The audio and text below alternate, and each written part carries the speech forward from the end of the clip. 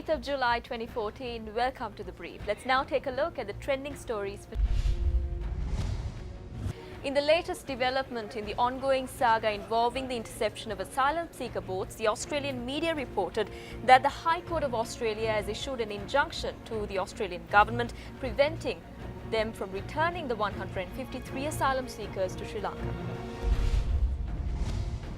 The court order comes amid confirmation by the Sri Lanka Navy that Australian authorities have turned over 41 Sri Lankan illegal migrants who were intercepted by Australian border protection authorities in the seas west of Cocos or Keeling Islands last week.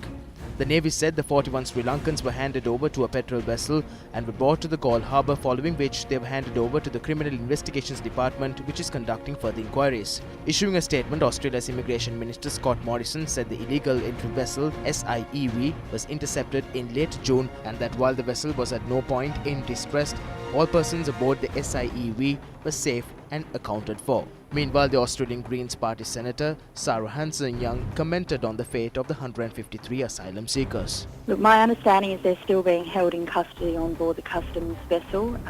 My understanding is they're being held on the Ocean Protector, but that's obviously something the government needs to clarify. There are 37 children on board now, that prison ship. 37 children who, over a week ago, last time there was independent contact with those people, were sick. Those children were very sick. They were dehydrated. They'd already been at sea for over 2 weeks. Mr Morrison and Mr Abbott need to start being upfront about what's going on. There's no reason for this ludicrous secrecy. It shows contempt for the Australian people, contempt for the Parliament in terms of telling the Parliament what is going on. Deputy President of South Africa, Cyril Ramaphosa, arrived in the island yesterday on an official visit to Sri Lanka. The Deputy President of South Africa and the delegation arrived in the country following an invitation extended by the Sri Lankan government. The delegation was welcomed by Minister of Irrigation and Water Resources Management, Nimal Siripala de Silva, and Parliamentarian Sergeant Ivas Gunawardena.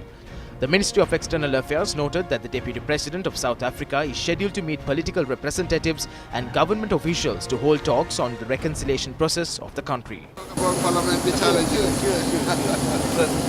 Nice to see you again. Good to see you again indeed.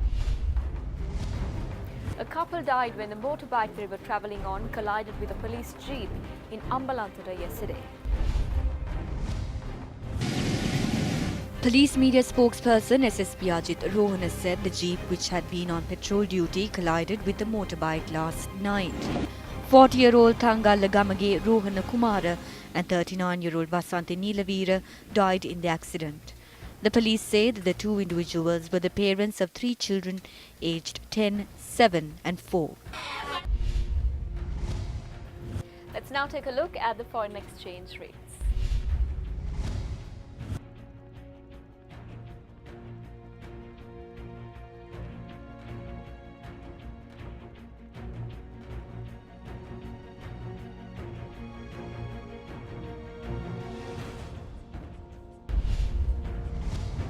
Well, that's a wrap of today's edition of The Brief. Remember, you can like, subscribe or even leave your comments in the comment box below.